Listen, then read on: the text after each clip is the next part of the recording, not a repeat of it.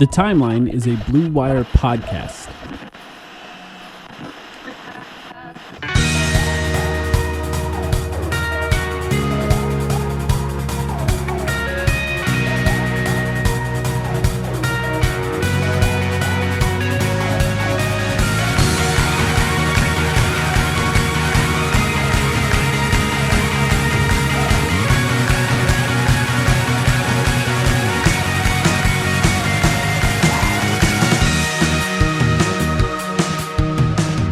Welcome to the Timeline, of Phoenix Suns podcast. My name is Mike, here with Sam. Sam, how you doing? I am doing pretty well. We just got done finishing watching the All-Star game, a game the sleeping in which pill that was the All-Star game. Yeah, you're tired. I understand why you're tired. It's close to 11 p.m. here Eastern time, and I'm pretty wired. I don't know why. I think I've had a good experience just laughing along with everyone else to the yearly experience that is the All-Star game, a game in which all parties should feel equal amounts of shame. But like, we are also all at fault, the clowns that we are, for tuning into this every year course. And like assigning it a certain importance, and then especially for getting on our soapboxes once a year on Twitter or whatever social media platform and saying it's bad, complaining, yeah. saying it's bad and complaining about how bad it is, as if you didn't remember that it was just as bad the year before. Yeah. So that was my experience watching the All-Star game. Luckily, did get a few cool Devin Booker highlights, some touchdown passes. You clip those. We got, a good amount of minutes just getting to watch Kevin Durant and Devin Booker both on the court, but didn't mean too much in the grand scheme of things. 18 points for Durant, 5 rebounds, 5 assists, 2 steals. Devin Booker, 15 points, 4 rebounds, 7 assists, 2 steals. Stats that you would be like, wow, that's pretty good, until you find out that one team scored over 200 points. And the stats were just insane for anyone that was involved. Karl Anthony Towns scored over 50 points. He had a 50 ball in a losing effort. And actually, credit to Cat, because some of the dunks he was pulling off in this one, I did not know he had in his bag. Yeah, it was fun. So that was pretty cool. Also, just looking at the box score, some like really sneaky stat lines here. Jaylen Brown somehow had 36 points for the East in this game. I had no idea that he had scored threes, that much. Yeah. It felt like Damian Lillard was on. I don't think they've even announced the MVP yet. That's how soon after we're recording this thing. But it seemed like Damian Lillard was coming for it, and then Tyrese Halliburton just rattled off a lot of threes. He was getting the biggest reactions from the crowd, naturally, because it's his home turf. But yeah, I don't know, man. Is there any way to save this thing? That's what all the national pods are going to be talking about too. I was thinking, and this is partially because we talk about this later in the podcast. We recorded the questions from the mailbag before the game. We're just recording this part after the game. But I found myself thinking I had more fun with Saturday night, All-Star Saturday night this time, than I did with the Sunday night game. And I don't know that there is. Like, there's some aspect people complain about Saturday equally. Oh, of course. And I'm just saying about how bad it is. It's a bad thing that I had more fun Saturday, because Saturday, in general, pretty bad in usual years. But in some years, if the game is close, it tightens up at the end. They play defense for the last 5 minutes of the game. Didn't even happen this time, right? The game was really never close. It was never close enough. Hit a ton of threes in the first half. It never got like closer than it was like 20 points most of the game. And so it never even got to the point where they started to play defense. It looked like for a while there, KD was trying to get the team to play defense, and Devin Booker, taking from his lead a little bit, was trying to get the team to play defense. But if one guy is trying and 4 guys aren't, nothing happens. So, of course, they just lose any effort, and anyone else who's trying to play defense at all at any moment just loses any effort in doing that. So it just becomes what it is, which is just, in some ways, 2 Globetrotter teams playing against each other for show. It's entirely like a show instead of a game. And I guess that's okay. I don't know. Like, maybe the problem is having any expectations for this game at all. Like, it's not one of those things, I feel like, where we look back to the past and say, man, it was so much better. I don't know if it ever was. Was it? Was it ever better than this? Yeah. Honestly, man, that's a great question. I'd have to go back, because nostalgia, I want to say yes.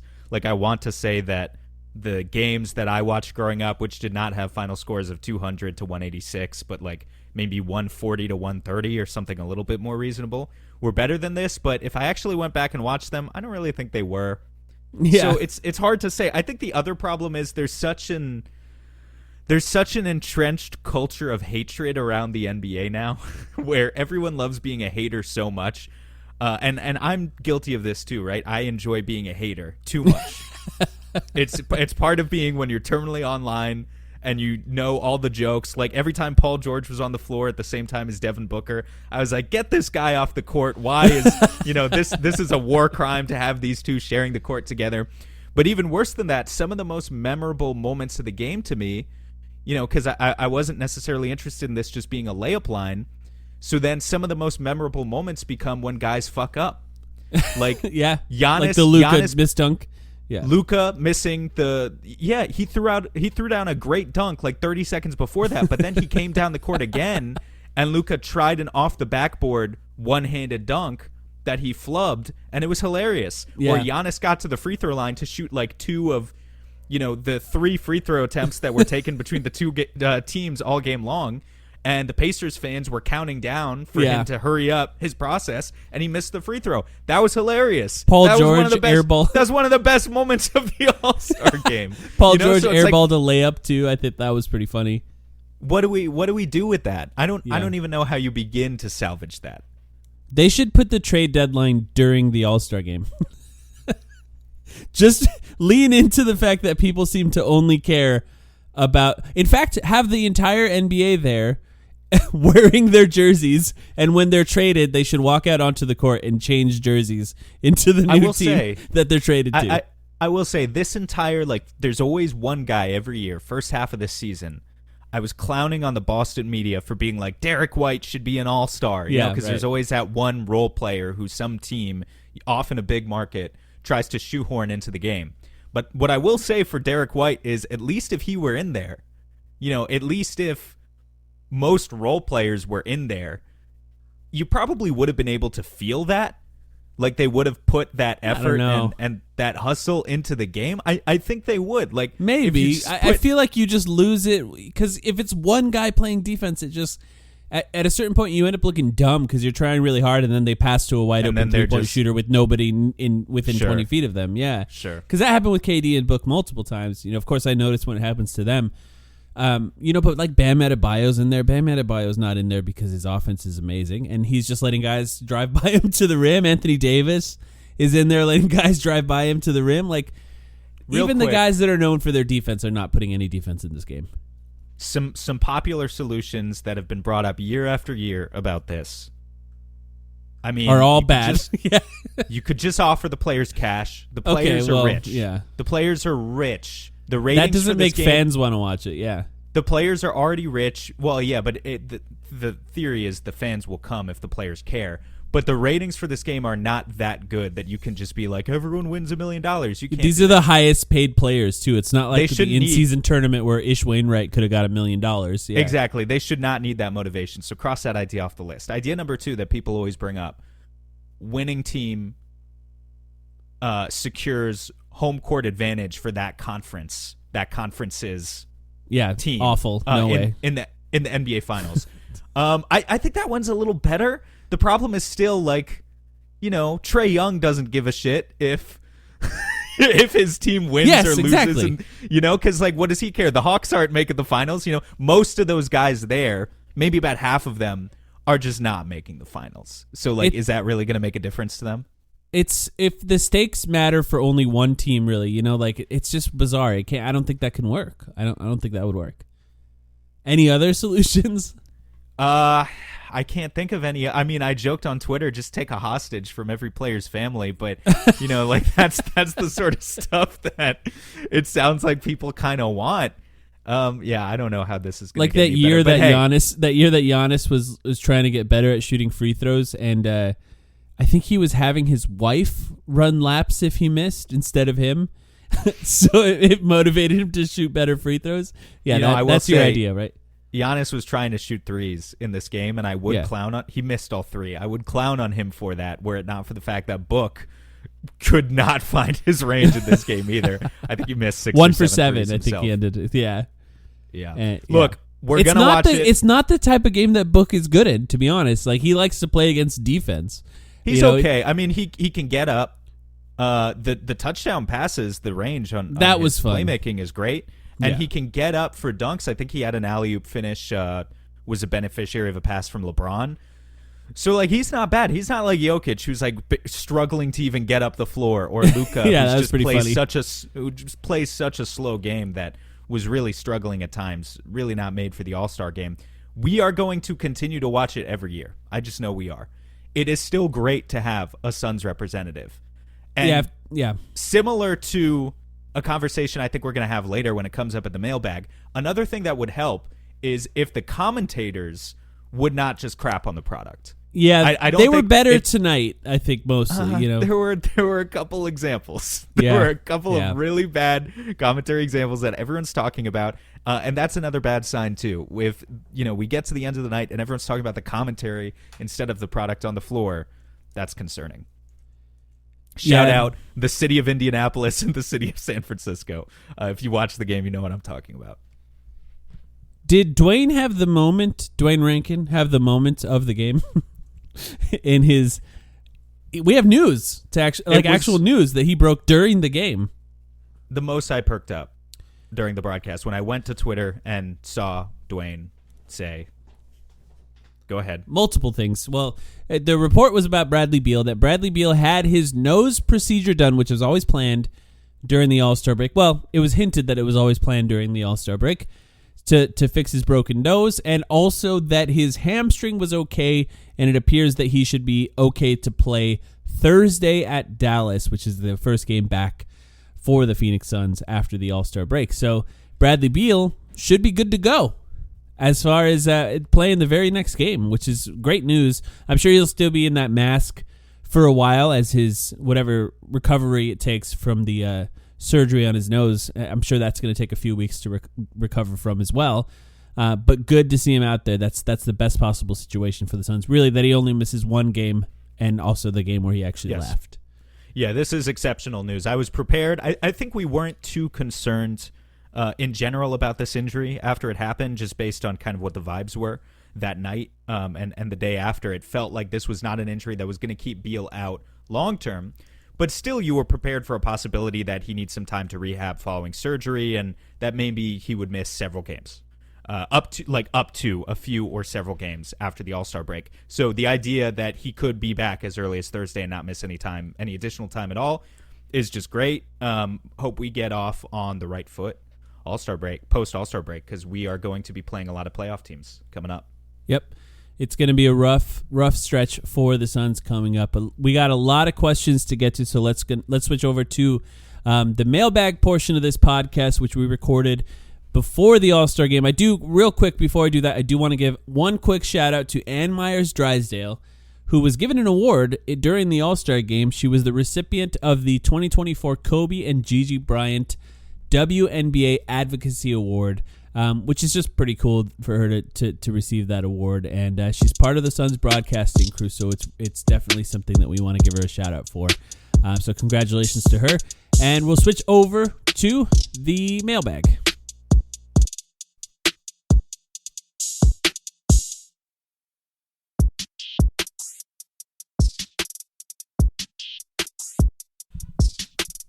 Okay, thank you everyone for sending us questions for today's podcast. As we normally do, I'm just going to go in order that they're presented to me online, and we'll get through as many questions as we possibly can before this podcast gets too long. Are you ready, Sam?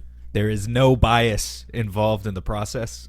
Blame Elon Twitter. Musk chooses it, yeah. Yes, blame Elon Musk if we don't get to... There are 44 questions here to get to, so I will not waste any more time, Mike. Let's try and answer as many as possible. Okay, first question is from Zach, and he says, what is the ideal fit for the last roster spot on the Suns? So the Suns have 14 players, can roster up to 15 players for the playoffs, so they have one more spot remaining, and they can fill that with, I guess, a buyout guy or one of the other options, Sam. We haven't talked about this much, but one of the two-way guys. Like Saben Lee actually played some minutes recently. The Suns don't really have another point guard on the roster. They could also fill it with one of those two guys. But what do you think? Yeah, well, a couple other people actually mentioned in their questions, I think, Saben Lee, so it's good that you brought that up. I think Saben had one really good game recently, and he has a strong chance going down the stretch to potentially be converted for that spot. Two guys who we didn't get to talk about, at least not in the main feed in the past week because they were both signed, is Danilo Gallinari came off the market. I know the Suns were rumored to be interested in him at one point. He would have just been a shooter. He can't defend. He can't do much else, but would have been a really good shooter. And the other guy who came off the market that I really think would have been good, he ended up going to the Miami Heat, is DeLon Wright, who just would have been Jordan Goodwin, but 1,000 times better at the point guard position, capable of hitting the three, capable of running an offense, and just a really scrappy defender. Now that those guys are off, I think the only player who we're still kind of waiting to see if maybe he gets waived and maybe he'd be a really good fit is Otto Porter Jr., but outside of Otto Porter, and even there, like I don't know if you brought in Otto Porter right now if he would get minutes, because I think we've got some questions later too about like what's the 7-man, what's the 8-man rotation in the playoffs. Like whoever this next spot goes to, I don't know if that's ultimately going to be someone who's playing in the playoffs. I don't even know if Thad Young is going to play in the playoffs, and I loved the Thad Young signing. So there's a lot of stuff up in the air right now, but it could be Saben, could just be Saben. There's nobody really available that I think like the Suns would be desperate to get on the roster in order to play in the playoffs. Like we're past that point of the buyout market. It's just sort of guys that would fill the end of the bench. It's kind of how I felt about Gallinari before he was signed onto the Bucks. It's just guys that would play in the regular season to help you have bodies available if you need guys that can play. How did you feel about DeLon Wright? Because I feel like us two, we didn't get a chance to talk about it. No, we didn't. I think that would have been fine. Like it's actually kind of weird now because now I'm kind of thinking about the last roster spot as what do the Suns need positionally more than like as what do they need depth wise more than what can be available for the playoffs. Because if I'm thinking of it more as like a regular season end of the last run before the playoffs move, it's a little bit of a different conversation because part of me is like maybe they need a big, because now they only have 2 centers on the roster. I mean, not that they didn't before, but if you're thinking Bol could play minutes at center like consistently, if one of these 2 guys goes down, the starting in Drew Eubanks or Yusuf Nurkic, then I guess you could feel comfortable just having Bol in that role. But if you're planning on using Bol as a power forward, which they've done for most of his minutes, do they need another center out there in order to help? But that's why they brought in Thad Young. So Thad can play that. Yeah. I mean, they could have gone even further and brought in Thad Young and then also signed. I don't even know who the best center is. Bismack was out there. He's not anymore. I was going to use Bismack as an example of like a traditional center, but he's not there. So like, who even would that be? So another is a point guard. Robin which I Lopez, guess Robin Lopez is an example. Yeah. So another is option is a point guard, and you can talk about DeLon Wright. He's gone. He would have been perfect. He's not quite a great point guard, but he's a good guard and can guard the point guard position defensively, and the Suns can cobble together enough offense outside of that, considering that he's capable of making a catch-and-shoot three-pointer to make up for that. And, when I look at the market that's available now, I do kind of think maybe Saben Lee is just better than the other guys trying to find their way into the Suns right now. You just promote him if you need him in that last roster spot. So there's nobody that I would find entirely interesting. Otto Porter Jr., if he does get bought out, that would be fine. I'd be happy with that. He would be at the sort of end of the bench and playing minutes if guys are injured. Other than that, it's nothing really moves me in a way that I'm really overly concerned with. But maybe a point guard, Saben Lee moves up, and I guess at this point I'd be happy if Saben Lee was in that last roster spot. I mean, it's easy to say right now. He really was very good in the Detroit game, the last game before the All-Star break. Just real quick on Saben Lee before we move on. He had 12 free throw attempts in that game in 24 minutes. Would you like to guess? Because we love making unfair comparisons, apples to oranges comparisons on this podcast. Would you like to guess DeAndre Ayton's career high in free throw attempts? 13? It is 14, so credit to you for being on the right side of that. Saben Lee did not match DeAndre Ayton's career high. However, that career high 14 free throw attempts from Ayton was in his rookie season. And since then, he has not had another game matching what Saban Lee just did against the Detroit Pistons in a random February regular season game. So when we talk about, again, one guy's a center and the other is a point guard, one guy drives the ball a lot, the other can't dribble, but Saban Lee is very, very good at flailing. He's got one skill. And exaggerating that contact. Yeah. And who knows, maybe that's a real skill for him that's going to keep him in the NBA for a little while longer. I guess I just don't really I just wouldn't mind it if he was available to play more games. The two-way guys are limited to 50 games where they're available, whether they play or not, I believe. And at some point, those guys, assuming they've been available for quite a few games so far, I'm not really sure how many it's been, but the Suns have had enough injuries that they've probably been available depending on the games. But they could run out of those games, so you got to, if you want them to play in the playoffs, which you don't really, you got to put them on their main roster. So we'll see what they end up doing with that. Maybe they do nothing. Is that okay, Sam? If they just leave a roster spot open, they only required to have 14. Or are we going to attack Matt Ishbia for that after the deadline? I mean, at the very least, you need to convert one of the two-way guys and fill a roster spot. I just don't see what's the purpose of going into the playoffs with literally one roster spot open. It just doesn't make any sense. He did go on ESPN and talk about how no fan cares about how much money he spends on the luxury tax, which is true. I mean, yeah, I care I want him to spend more. I would love for him to spend more, and if there were a certain target out there that we could really they got their guy, in my opinion, in Thaddeus Young, so that was already a great move. But you need the bodies, you need to actually fill the roster with as many bodies as possible. So at the very least, they should do that. Yeah, let's move on. Okay, next question. This is from Michael. He asks, why don't we play more sets? I respect ISO ball, but wouldn't it be easier to use Brad rolling off the ball screen? So it sounds like he's talking about Brad being the screener. We get this question a lot, I feel like. At the very least, it happens a lot in the replies when we talk about games that are going on during the regular season. And my impression of the way people are looking at this often is a little bit different in that the Suns do actually run a lot of sets. At least I see it happen in just about every single game on just about every single offensive possession. Sometimes it's just a basic screen and roll, right? Yusuf Nurkic or Drew Eubanks comes up and screens for Brad or KD or Booker while everyone else spreads the floor, but technically that's just a screen and roll set. That's a play. I don't feel like we run a lot of ISO ball unless there's a mismatch in either a switching scheme or in transition. What do you think? Oh shit! Let me can you give me a second to pull up the actual ISO stats on NBA.com so that I can put a stat to that? Because I don't feel like we run a ton more ISO ball than other teams either. I just want to give what's his name who asked this question? Michael. I can tell you right now, Suns are 1, 2, 3, 4, 5, 6, 7th in ISO ball possessions per game. Yeah, which kind of makes everyone sense above them, other than the have. Brooklyn Nets, are playoff teams too. Clippers, Mavericks, 76ers, Celtics, Thunder, and then you got the Nets, which I don't know why they run so much ISO ball, and then the Suns. It's sort of a chicken and egg thing because if you have good players, then defenses are going to be more compelled to switch everything on you in order to try and contain the fact that you have great ISO players. And the more the teams switch everything on you, the more that creates more isolation opportunities. You're just taking what the defense gives you, right? So it's kind of just by virtue of having awesome players that the Suns are seeing defenses that then encourage them to take even more isolation shots, which in a lot of cases I don't think is a bad thing. I think he makes a good point, though, that, using Brad as a screener for the other two guys is something that we've been encouraging them to use this season. And, I still would like to see even more of that.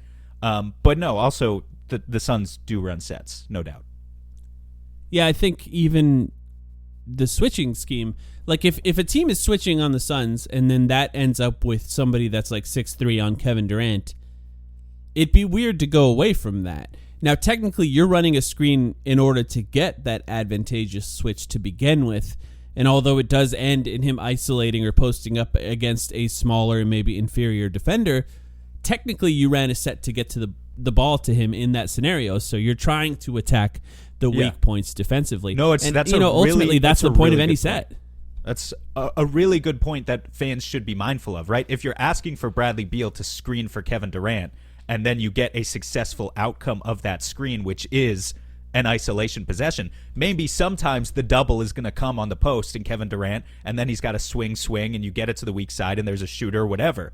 But a lot of times it's going to be Kevin Durant matched up with a 6'4" defender, and you want him taking that isolation turnaround jumper because he's Kevin Durant, right? So I guess fans just need to be very mindful of what concretely they're asking for, and kind of paying attention to what is the initial action on every offensive play.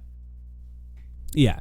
And I think the offense is, it's tough to me to like really center in on the offense as a problem with this team. I think more than anything else, the main problems that the offense has ran into throughout the season is a lack of playing together. You saw it over the longer stretch where Bradley Beal was finally healthy, that it really started to click, and it still has another gear that it can get to. And I think the more they play together, the better the offense will look as time goes on. This one's from Snoop Von Poop. Is Devin Booker the greatest Suns player ever? Yes. We didn't talk about this, by the way. He passed, I think it was Alvin Adams, to be number 2 all time. He's got in Phoenix Suns scoring. So he's got one more player another season to pass Walter Davis for number 1. By end of next season, it could happen. I think the answer is yes already. I understand that that's a controversial statement, especially as I understand it.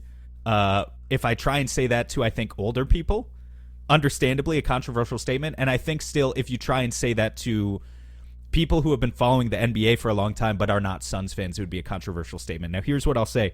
Devin Booker is not like the greatest Sun of all time in terms of his peak. He's not a more valuable player right now, I don't think, than MVP Charles Barkley. You could even make the case that he's not a more valuable player right now than Kevin Durant is as a Sun right now. You could make that case. I don't know. We go back and forth on that. We try not to encourage that discussion too much on the podcast, at least. Sometimes I troll about it online, but that's about as deep into it as I want to get. But if we're just talking about taking in all of the accomplishments for Book overall and what he's done for the franchise, I think he's already the greatest Sun ever. But I think assuming he plays another several seasons with this franchise and he locks up the scoring record, and if he gets the ring, then it has to be unanimous at that point. But even if he doesn't get the ring, I think he's still going to have a really good case. What do you think?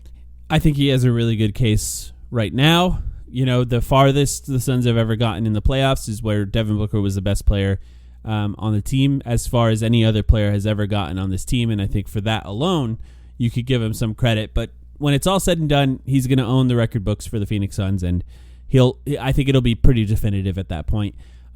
If you want to argue with it now, I think, like you said, it's a fair thing to argue. But I think it'll be pretty obvious at some point that he just is.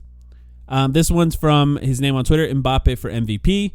Let's hope everything goes fine and the Suns make it to the playoffs, which is high probability, he mentions, and all players are healthy on the team and around the league. What do you think would be the best matchups for our team through each hypothetical round in a road to the title? Now, as I'm reading that, it makes me think that I should look at the standings right now to see even who the Suns would play. I think it's the Nuggets right now, right?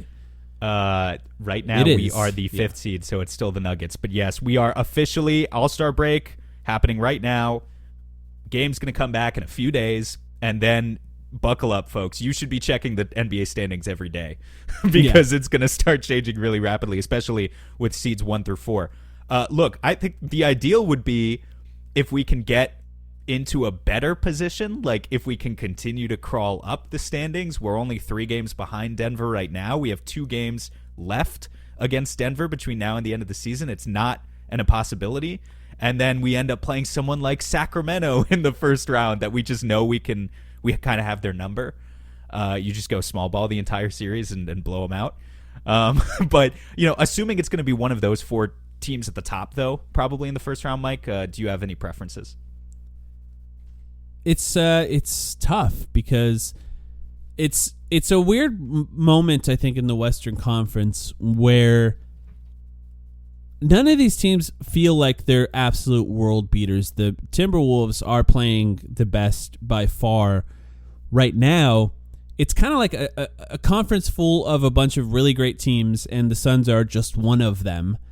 and none of them feel like absolute guarantees that you could beat in the first round, other than if you made it up the standings like you're talking about, and you've played even the Lakers or the Kings, you'd feel pretty confident in those. Other than that, maybe the Pelicans, if they drop, but the Pelicans have been playing well. It's just how much do you trust how well they're playing? To be honest, even those teams too, like you don't feel like it's a guarantee against it. Like if we play the Mavs in the first round among the playoff teams, net rating wise, the Mavs might be the worst team. But I don't trust the Phoenix Suns against the Dallas Mavericks in the playoffs. Yeah. I just don't. Like that's not a matchup that I want to see. I think the two teams that I don't want to see, I know Denver's struggling right now, but I don't want to see lost 3 in a row. Don't want to see the Denver Nuggets in the first round. I mean, come on. And I sound like a broken record. People can make fun of me for it in our Discord. I don't care. The Los Angeles Clippers are very good, and we both, I think, are afraid of them and have the right to be afraid of them. So that leaves Minnesota and OKC. And Minnesota and OKC are two very different types of teams. They're similar in the sense that they're both equally not battle-tested in the playoffs. That's good. Yeah. If you're going up against Kevin Durant and Devin Booker, guys who have, lots of skin in the game. But one of those teams is an offensive juggernaut and the other one is a defensive juggernaut. And which one in particular I'd rather play, I'm honestly not sure. I think the Suns might match up better with OKC, just size-wise, right? Because I'm not sure because keep going though. Keep going. If they're trying to spread the Suns, they're first of all, they're not huge. The Suns, I don't know that the Suns have actually struggled with size. I'm used to thinking about the Suns in a way that they've struggled with size. I don't know that that's necessarily true so far this season, but they have done a good job going small when you put KD at center. The way OKC plays, they don't have any true bigs. They play with smaller guys playing at center with Chet as their starting center. You can put him out there on Kevin Durant and try to attack as much as possible. He's been a good defender, but he's also in his rookie year, for all intents and purposes. And maybe you try to exploit that matchup as much as possible. It's weird because it'd be tough to have Nurkic out there when he starts in the perimeter chasing Chet around if you do end up starting Nurkic, though. Yeah, well, I mean, both teams have some great shooters. I guess, Nurkic could guard Gobert in the Minnesota matchup, but obviously the thing that separates Minnesota, their unique identity is they've got Karl Anthony Towns at power forward, and they're one of the only, if not the only team that still does the dual big thing. On the one hand, it poses a challenge for the Suns. On the other hand, it poses a challenge for the Timberwolves. Is Cat going to guard KD? No. I definitely not. I guess McDaniels is going to guard KD, but then who guards Devin Booker? Do you put Karl Anthony Towns like Grayson Allen? Yeah, it's a weird. It's going to be a weird matchup thing, and I just between those two teams, I don't know, man. Those are the two that I guess you'd prefer to play in the first round, but I'm not sure. That there are no safe bets. And as Scott Coleman asked a similar question, is there any point in matchup hunting in round one? And no. I don't think so. The Suns need to just win as many games as possible, try to secure home court advantage in at least one round in the playoffs, and that, I think, is their best goal, right? One thing I will point out, though, that's going to be pretty amusing, 4 of our last 6 games in the regular season are against the Timberwolves and the Clippers. 2 games against the Timberwolves, 2 games against the Clippers in, the last week and a half of the season, which... If those teams are as bunched up in the standings as they are right now, it's just going to be the Suns would never admit to it, and I don't even think they would do it. But if they could go 2-0 against the Timberwolves and intentionally tank a couple of games against the Clippers, and suddenly the Clippers are the 1 seed, and you play the Timberwolves in the first round or something, it's just there could be some interesting outcomes there that are going to be fun to follow along with. Yeah, that I think more than anything, if the Suns are going to play. Or if they have the opportunity to play either of those teams, will the coaches of those two teams kind of tip their hats at what's coming in the playoffs, or will they both just try and run the most vanilla, boring offenses as possible? That is a great point. And just see what happens. Will, let's say the Clippers are 1 game behind the T-Wolves for the first seed in the West, and it's April 15th, and are the Suns just going to start Saban Lee at point guard for a game? Rest everyone for the first time in the season, right? And just try and play it off as a rest thing. I don't know. I don't know if you can still do that under the current rules or not, but it would be fun to watch them try. Matt's got deep pockets; they'll be fine. SoCal Sun said, "Do you guys think Chris Paul should be in the Ring of Honor?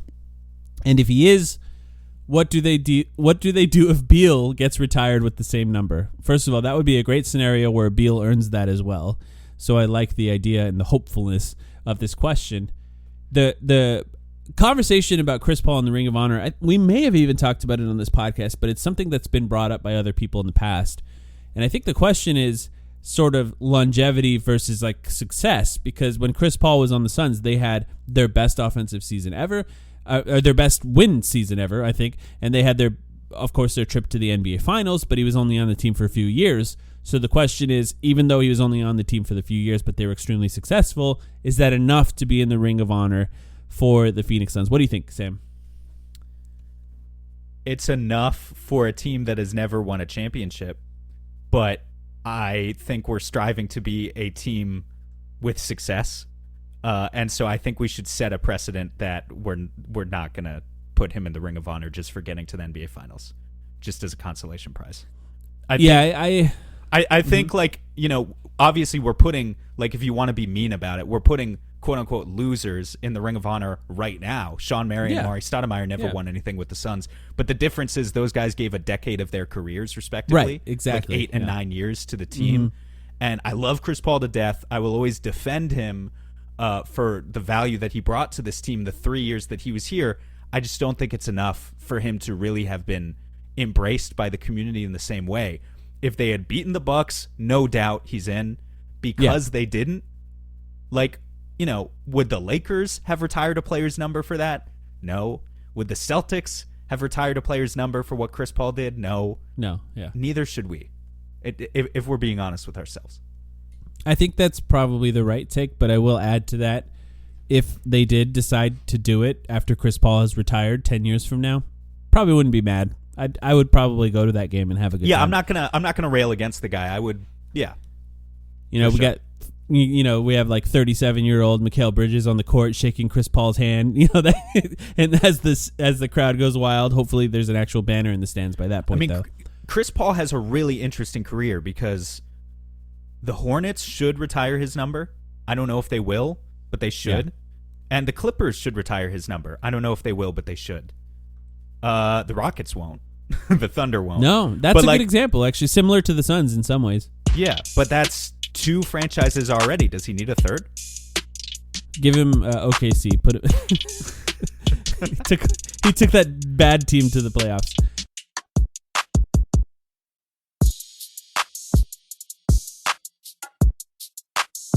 Chris Dybel said, if you could protect 3 players to be injury-free all playoffs, which 3? I don't think it's the big 3, he said. If you had to pick only 2 of Beal, Allen, or Gordon to have in a playoff series, who do you pick?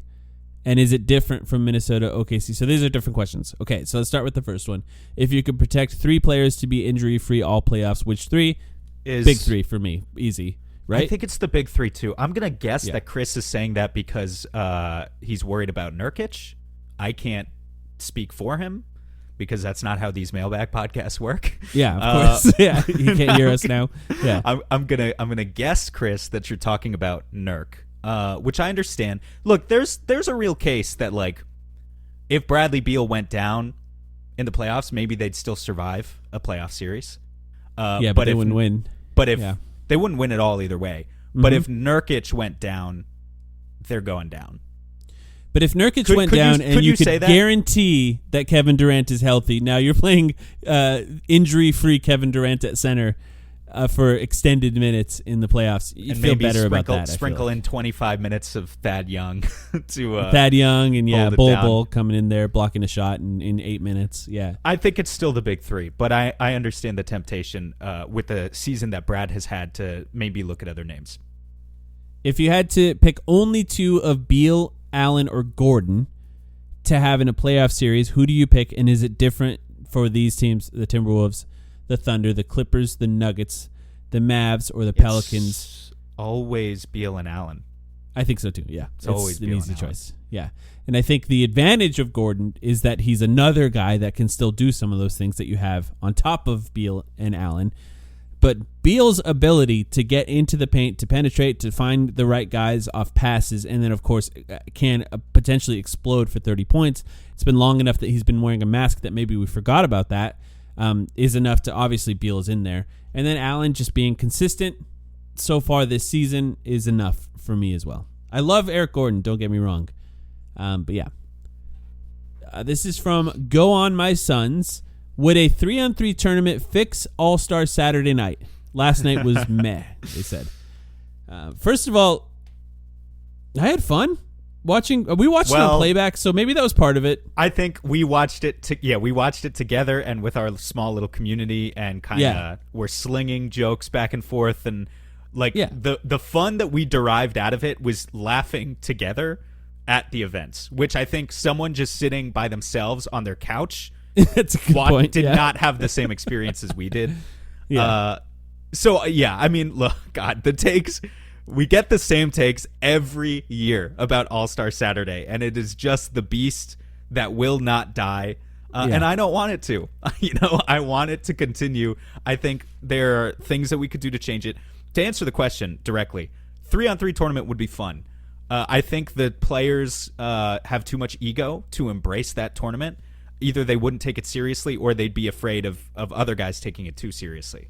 There's just no chance that it would work. I'm sorry. Yeah, I mean, the All-Star game. We're recording this before the All-Star game. I have a feeling there's going to be at least 75% of that game completely uncompetitive with nobody guarding the rim. Sure, of course. Fake dunk contest. It's going to be bad, and that's how a 3-on-3 tournament would work too. They're not going to risk injury by competing really hard in a 3-on-3 tournament. It would be fake basketball. A 1-on-1 tournament, which will also never happen for similar reasons, would just be the cream of the crop. Would be so fun. Here's one fix. Get people announcing that like it, and not Kenny Smith that appears to hate it. He sucks. He sucks big time. That would probably help a lot. And here's my other hot take. The dunk contest isn't bad. Your expectations are too high. Everyone watching. Well, the Kenny Smith... Yeah, go ahead. What they're doing in the dunk contest every year is amazing. We have lost all perspective and the ability to enjoy it. Is it because expectations are out of control? But is it we, or is it just the boomers and Kenny Smith who have lost perspective? Like that first, I don't know. The first Mac McClung dunk of the night, where he let go of the ball midair and then clasped it again, was his best. Well, I don't know if it was his best dunk of the night, but it was one of the best dunks of the night, and was scored as maybe the worst dunk of the entire competition. That one guy whose name I forget, not Dominique Wilkins, but the other boomer on the judge panel, gave it a 46. And yeah, to Kenny Smith, what you're saying about Kenny Smith is not a hot take, dude. Everyone wants Kenny Smith out of there. If anything, it proves the power of a catchphrase. If you can hammer down a strong enough catchphrase that will exist in people's minds for years and decades, as all of us longtime nostalgic NBA fans warmly embrace the Kenny Smith days of old, the "let's go home, ladies and gentlemen." It's over. It's over. That has allowed him to continue to exist on these broadcasts for 20 years, when in reality, 90% of the time, he's playing a contrarian role that no one is asking him to play. He's just sucking the excitement out of the broadcasts. Yeah. The rights for nationally broadcasted games are going to be up soon, and we're going to have people bidding on them. And I did find myself thinking after yesterday that maybe it's bad that the best broadcast, TNT, which they still are the best, by the end of the next rights deal, like all their best people are going to be in their like 60s and 70s. I don't know, maybe. And all the younger people that are on that network are, they're good sometimes. None of them are really popping as like TV personalities here. There's not a lot going on there.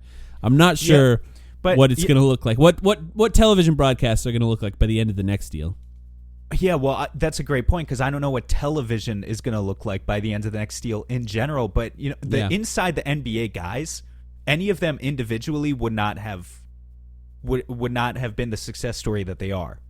It's their chemistry together. Yeah. They truly are the 04-05 Detroit Pistons that without any individual, as much as Shaq and Charles wouldn't want to admit this to be true, they're not the Shaq and Charles of the broadcasting world. They're closer to the Rip Hamilton and the Tayshaun Prince of the broadcasting world. They need to be elevated by other pieces, such as Ernie Johnson and Kenny Smith. Yeah, I think Mostly Chuck Ernie. does kind of outshine the rest of them at times, even when he shows up by himself in other broadcasts. But I do agree with you still.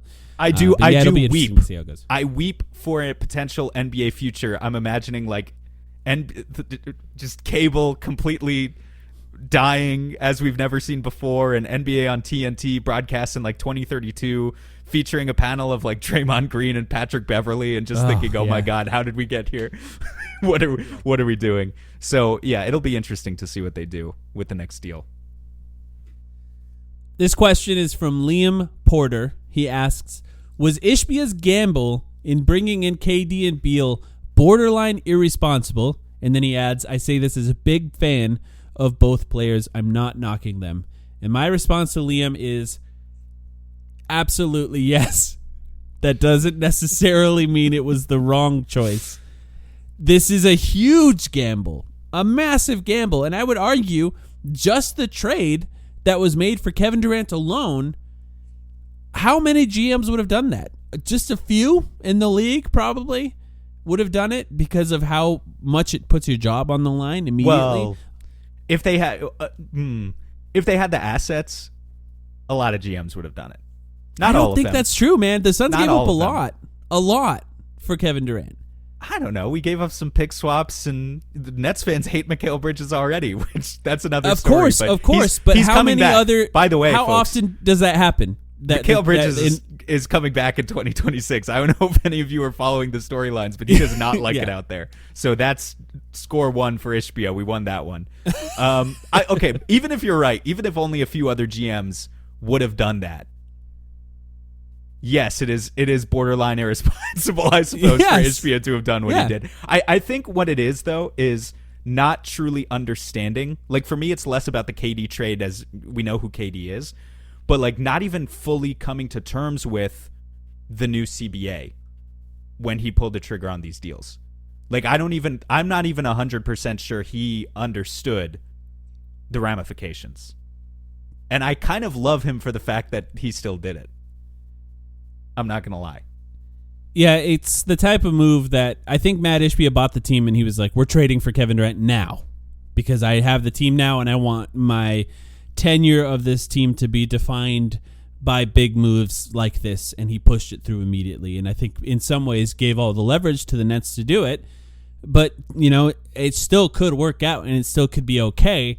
But I don't think that it was this guaranteed thing that it's definitely going to work out. That's what happens in the NBA. Everything is a gamble, and if it comes back to bite you in the ass at the end, at least you tried to win. At least you had balls. Yeah. I like my owners with balls. Matt Ishbia has large balls, and I'm a huge fan. I am a huge fan of the fact I still think about where I just my instant reactions to the Kevin Durant trade, to think that was only a year ago.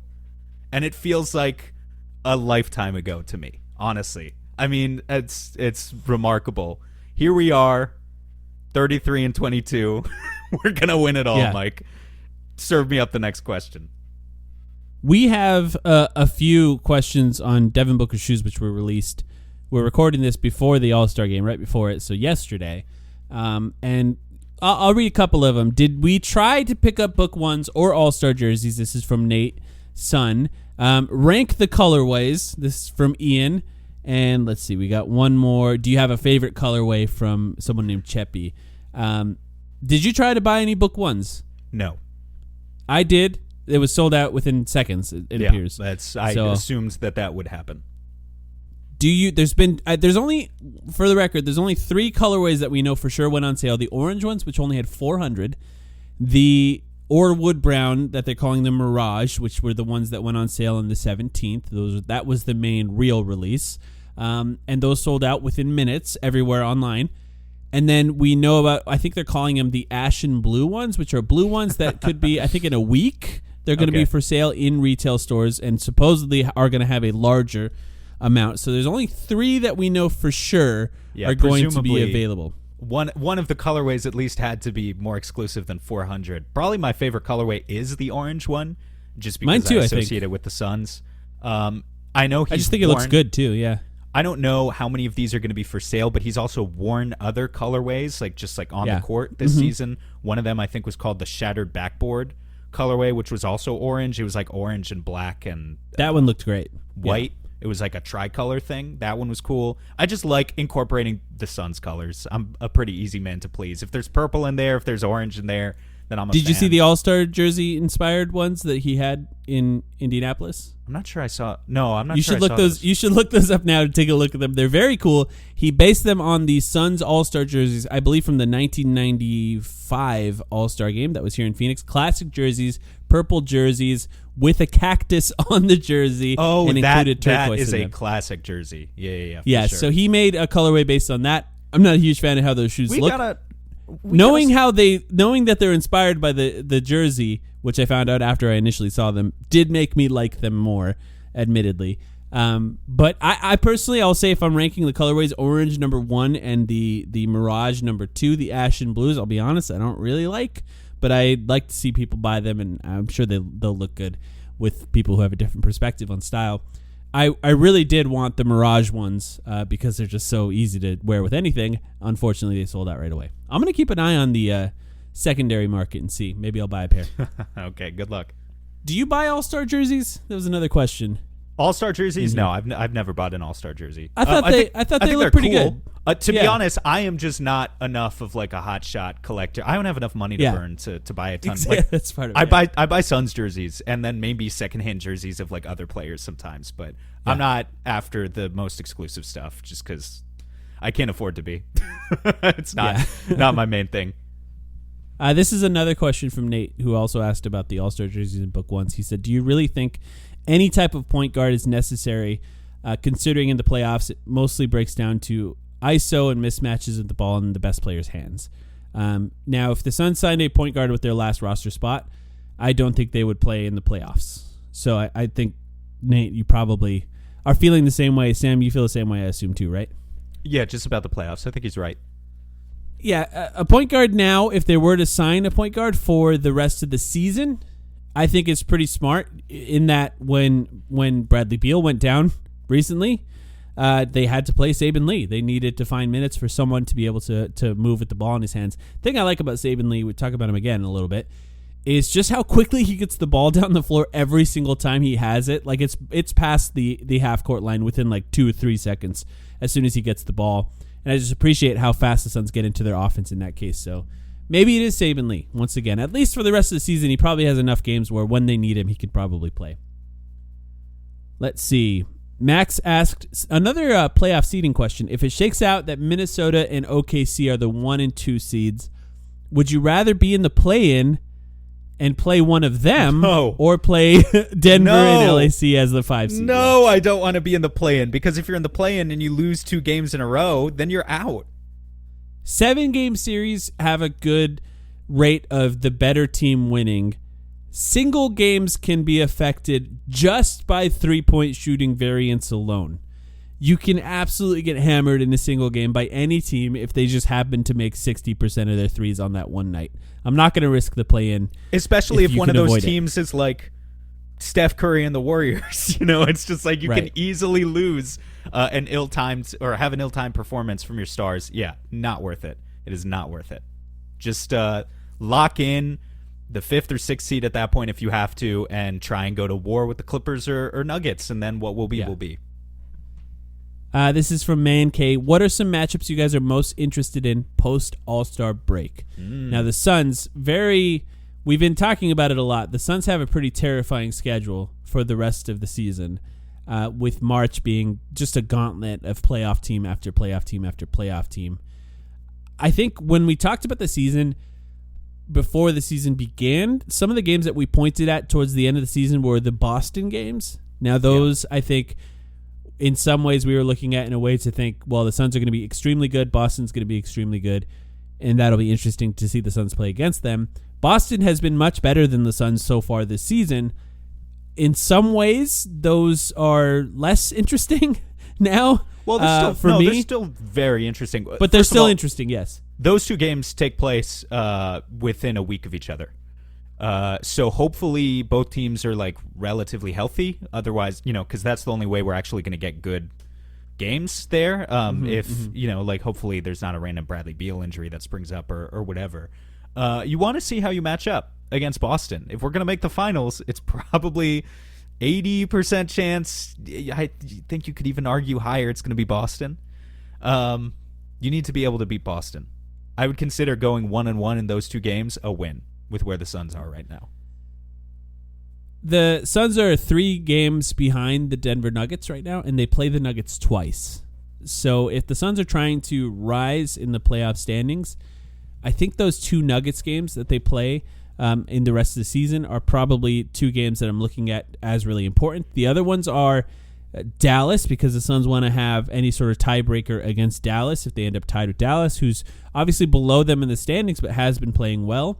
And then 2 games against the New Orleans Pelicans, which is the same situation. The Pelicans are right at the Suns' heels in the playoff standings. If you put 2 games between you and them, just by beating them twice, that gives you a little breathing room. So the ones that the teams that are the closest to the Suns but just right behind them, I think those games are going to be some of the more important games of the season. And those teams that are playing for their playoff lives are going to play their asses off against the Suns, so you need the Suns to play well in those ones to win.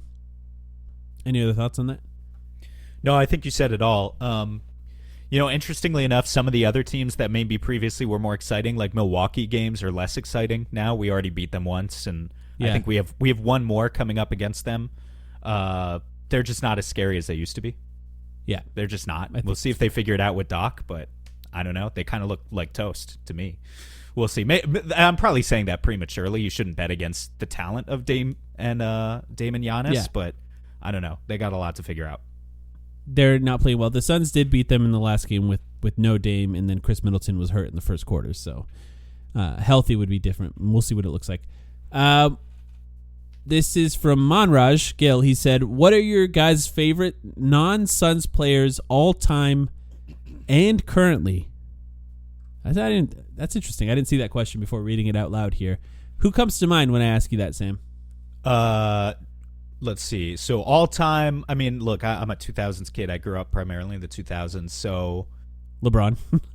Yeah, I mean, yes, I like LeBron. I think it would be very sad when LeBron finally leaves us. I'm also kind of tired of his corniness. So one guy is like Dirk, I would say. Dirk was fun.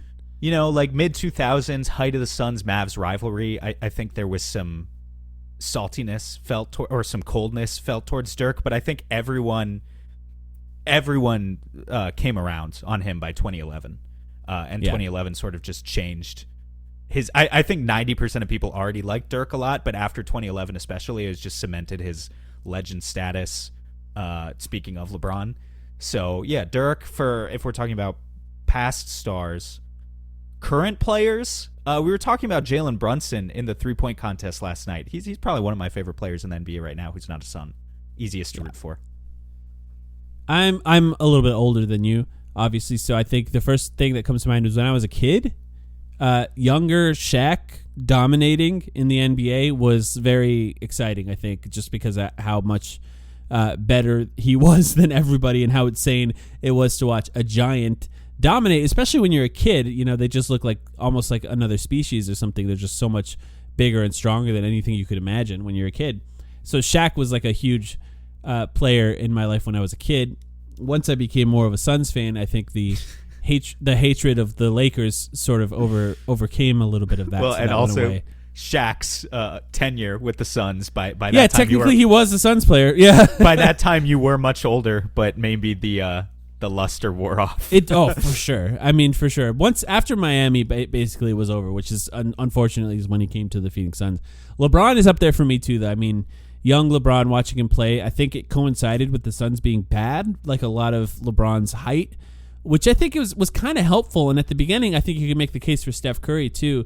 At the beginning of Steph Curry really peaking, the Suns were bad, so I actually enjoyed Steph Curry because there was no chance of the Suns losing to them in the playoffs. So a lot of that actually happened with LeBron as well because his height was right as the Suns were kind of going down a little bit. And so I really enjoyed LeBron. I really enjoyed Steph early. All right. I still like LeBron. Admittedly, he's a Laker, but I still like LeBron. Steph, at the Warriors, I just like less, being that they're more of a threat to the Suns right now. I like Steph, but I dislike how he makes Warriors fans happy. Also, since we're talking about Steph, you just did remind me of another player who I loved in like middle school 15 years ago, and that was Monte Ellis, who played on some horrible Warriors teams. And once upon a time, when Steph Curry was just ankle injury Steph Curry, is he ever going to stay healthy? Is this Steph guy, he can shoot pretty well, but he's going to play more than 60 games.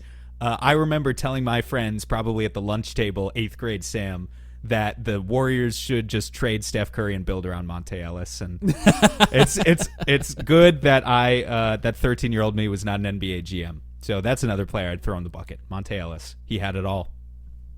Benito asks us, will we reach a point where Royce will start? Seems like it should be worth exploring it come playoff time.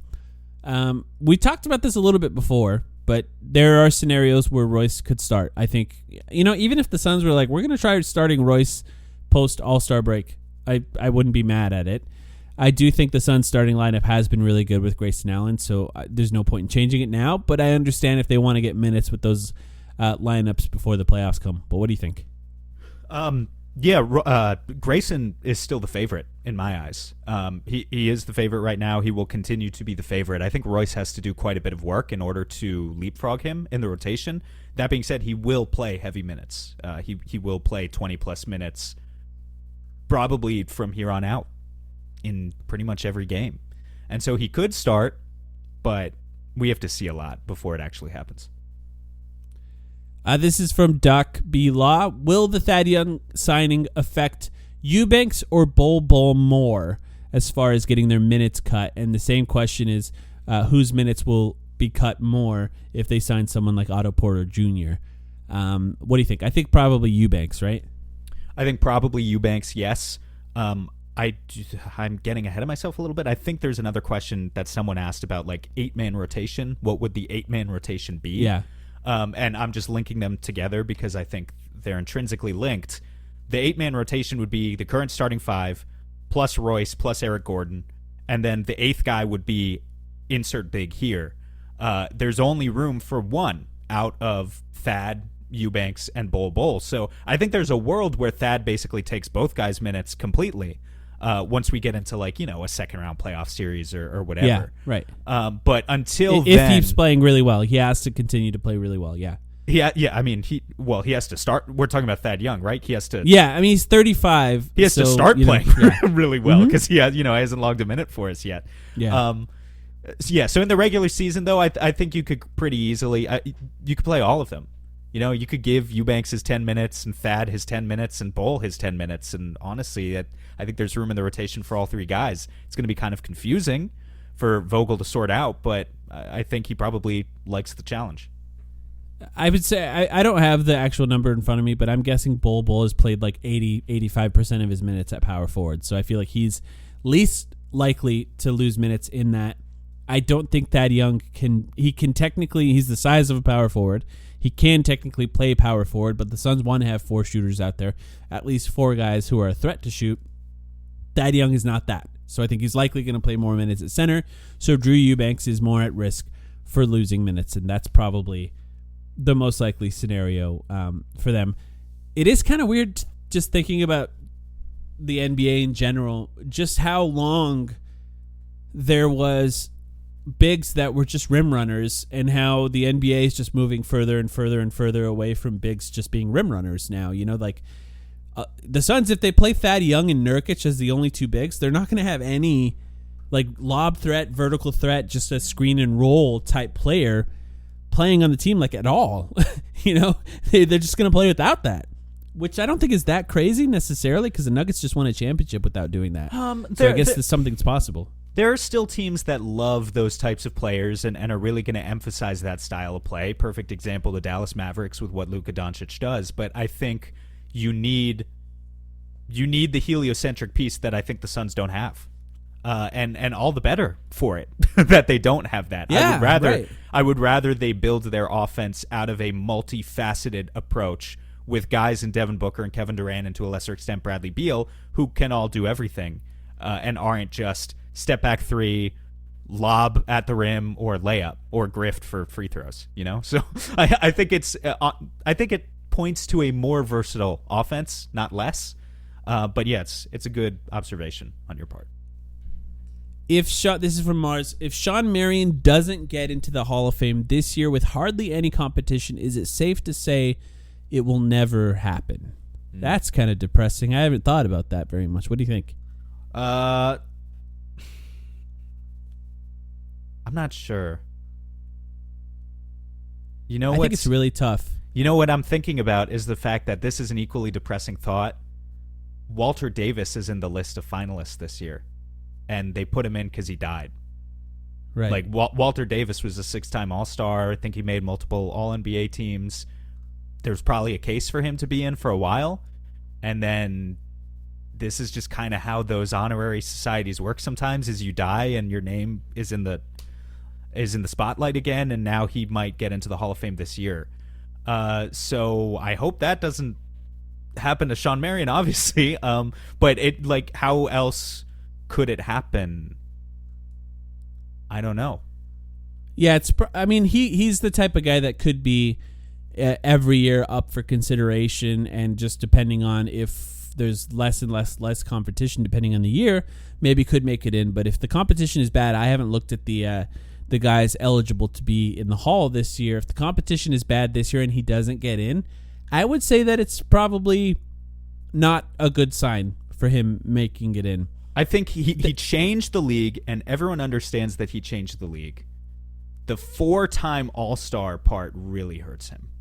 Yeah, right. Because I feel like the number in the NBA, unless, with the exception of if you're one of these international players who has like a really strong Olympics resume or a college resume or something to go off of, 6 is like kind of the minimum number of All-Star appearances that you need to really be competitive in there. And Amari has exactly that number, for the record. He has 6. I was just looking up how many All-Stars Draymond Green had. He only has like 3. He has 4 as well. He has 4. Okay, he's going to make it because he just has too many championships. And he rode Steph's coattails to $500 million, not that much, but to a lot of money and a lot of hundreds championships, of millions, yeah, and a Hall of Fame resume. Yeah, sad to say, but he did. Is there any other questions that we didn't get to that you want to get to? I can pick a few here, but I wanted to make sure you had the opportunity, because we're not going to get to all of them, unfortunately. So I have not been following along the same, where our questions are in different orders. So just anything you think is good. Let's see. There's a couple. I feel like I need to do like I need to check in on Suns fans, because there's surprisingly like 4 questions, maybe even 5, about what the Suns look like after Kevin Durant already. And like, really? That's years away. Wow. At this point, they're talking, there's a question about how long the championship window is and what does it look like to rebuild after that. Sure. There's people who just ask what's the, best case scenario and what it's going to look like post KD just in general. I'm not necessarily offended by the championship window question. I think no, that one's fair. Yeah. I think you shouldn't be, you shouldn't be thinking, or you should take a deep breath if you're thinking already about what it's going to look like after Kevin Durant, because we're hoping that's another like 3 years away. But what's the championship window? The championship window is whatever Devin Booker's window is. I think that post Kevin Durant, like Bradley Beal's still going to be signed. I think he has 1 year after Durant on his contract. He's got that no trade clause. The Suns have the opportunity to move him only if he wants to be moved. But I think with the way Matt Ishbia talks about running this team, if Devin Booker is still playing at his peak at that time, and I imagine he still will be pretty damn good, it's a few years from now, they're going to try to build another winner around him and keep doing it. They'll have cap space depending on what the cap will be at that time, depending on how they build. Like you mentioned, maybe it's Mikal Bridges coming back, and he's surrounded by, Bradley Beal, whatever's left of him, and then Devin Booker. I don't know. Well, but I imagine they're still going to try to build a winner at that point. I can't imagine they're going to try and flip it and start rebuilding from the ground up. I don't think they're going to punt and rebuild as long as they have Devin Booker under contract. Now, what's interesting about it, though, the other thing they need to do, maybe cap space frees up at some point. Eventually, we know they don't have many picks, but eventually they need to start hitting on some picks. It could be the 30th pick in the first round where you're in the second apron and, your pick gets bumped down to the end of the first round because of the new rules. Yeah. Or it could be a second round pick that you acquire from someone else. But eventually, you need to start replacing pieces. This is how good teams stay good, by drafting talent, having talent that exceeds expectations, re-signing that talent, and then maybe even 2 or 3 years after that, flipping that talent in more trades for more talent. This is like, to use the Warriors as an example, the Warriors are in the mindset where they're going to continue to compete for as long as Steph Curry is good. Steph Curry is getting up there, very up there in age, but they are finally now at a point where they're willing to admit that Draymond is a nuisance and Clay is a complete negative. Well, maybe not a complete negative, but Clay is mostly a negative, I think, as they go into the playoffs. He's not starting for them. So he's not starting. They definitely view him that way at the very least. They just started Brandon Pajemski over Clay for the first time, which was a huge step for that franchise in admitting that that's the next step for them. They need to continue rebuilding around Steph in any possible way that they can because Steph is the guy. But in order to get there, they need to draft well, and they need to attract free agents, and they need to do all of the requisite things. The Suns are going to approach it the same way. Just substitute Steph Curry with Devin Booker. That is if Devin Booker turns out to be a lifer with this franchise, which I hope. It appears you never know. To be, yeah. There are no guarantees. We'll do one last question. This is from L to the OG. Vibe check. Are we back or is it over? We are so back. We're recording this we're recording this before, like 20 minutes before the All-Star game. So I hope we're about to have a lot of fun watching Devin Booker and Kevin Durant throw down some dunks in the All-Star game. But as for the Suns, as an overall franchise, we've got a great owner. We've got an awesome starting five. We've got a bench that's coming together. Royce O'Neal, Thad Young. We're riding the Royce O'Neal plus minus wave right now, so we're still high on that. A G League team or news of a G League team that is coming. We are back. We've never been this back. I Stay will with say, us as we continue to be we're back. Absolutely more than we have on a ever we're been back back. cycle. We are on a we're back cycle. It would be nice if Bradley Beal didn't hurt his hamstring right before the All-Star break, and I'm hoping we get good news about that very soon. But I would say that we're still on that we're back cycle. You got anything else before we go, Sam? That's all. All right. Well, thank you everyone for sticking around. Thank you for all the questions. I apologize that we didn't get to everything. It's just too difficult to get to all of them now. Too many questions. But if you'd like to join our Patreon to hear extra podcasts every week, it's patreon.com/thetimeline. If you do join, $6 a month for extra podcasts every week, and you can join us on Discord for as low as $3 a month. All tiers are in the Discord. So thank you everyone for listening. Thank you to those who have joined, and I hope you do get a chance to join. We're looking forward to this final stretch of the NBA season, and we'll be back next week with another episode.